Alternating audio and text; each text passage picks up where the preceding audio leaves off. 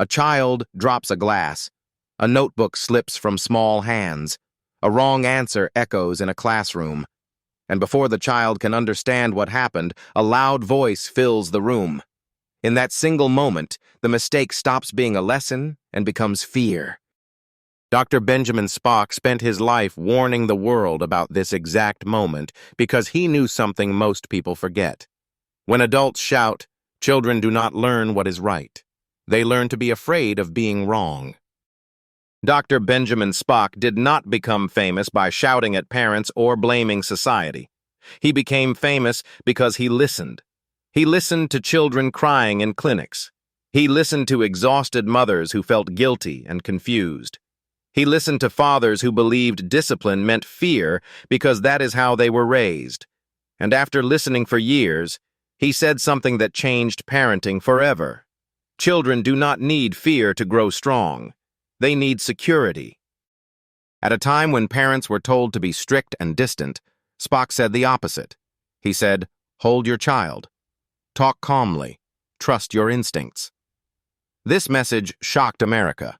Many experts attacked him, but parents listened, and millions of children grew up differently because of it. Spock saw something simple but powerful. When adults shout, children do not learn the lesson. They learn fear. Fear does not improve thinking. Fear shuts it down. A frightened child is not absorbing wisdom. A frightened child is trying to survive emotionally. In his long career as a pediatrician, Spock observed children from infancy to adolescence. He saw patterns repeat again and again. Children who were guided calmly developed confidence. Children who were controlled harshly developed anxiety or rebellion. Both groups grew up, but they grew up very differently inside. Spock explained that shouting creates a temporary silence but leaves a permanent mark. The child may stop the behavior for the moment, but inside the mind something breaks.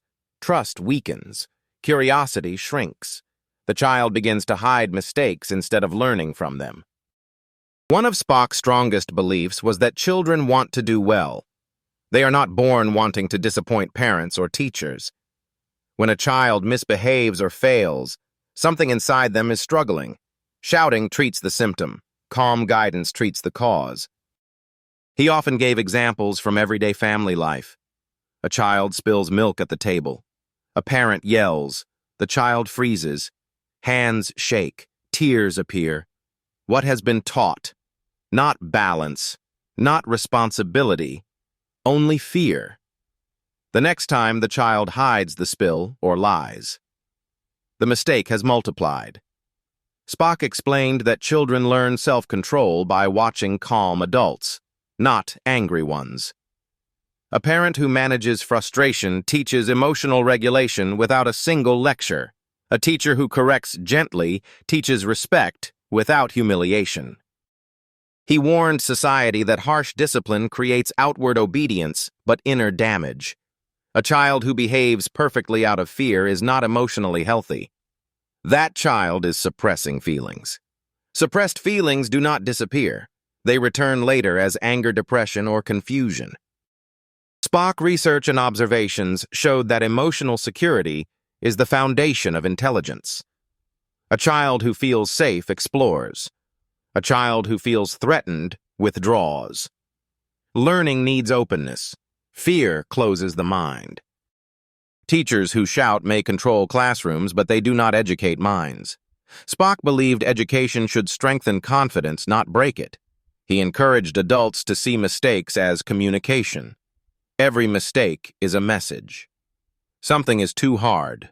Something is unclear. Something needs patience. He believed society misunderstood discipline. Discipline was not punishment. Discipline was teaching. And teaching requires understanding. Shouting skips understanding and jumps straight to power. Spock never claimed children should have no limits. He believed in boundaries, but boundaries delivered with calm explanation. Not anger, not humiliation, not threats.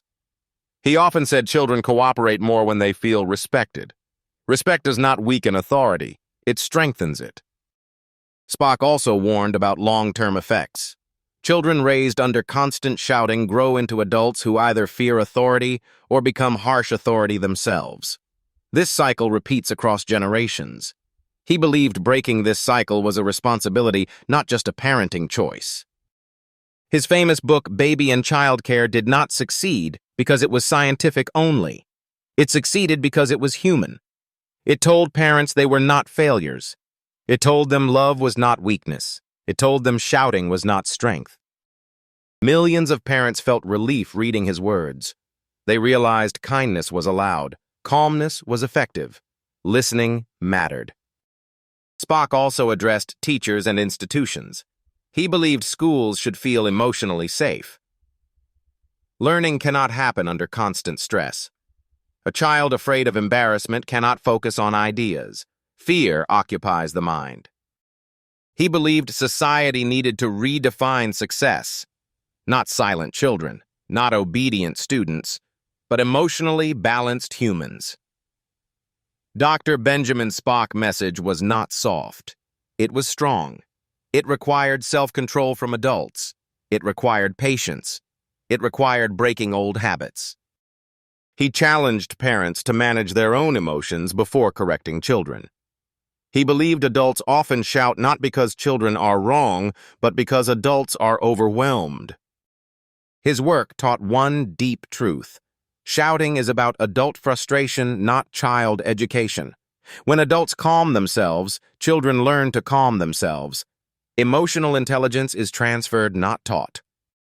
Spock research helped society understand that discipline without empathy damages development. Children raised with fear may follow rules, but they struggle with confidence, creativity, and trust.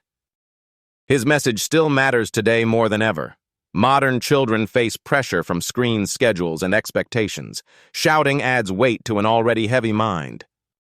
Spock believed that every generation has the chance to raise healthier minds, but only if adults choose understanding over anger.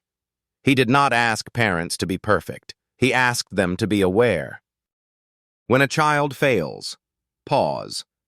When a child misbehaves, observe.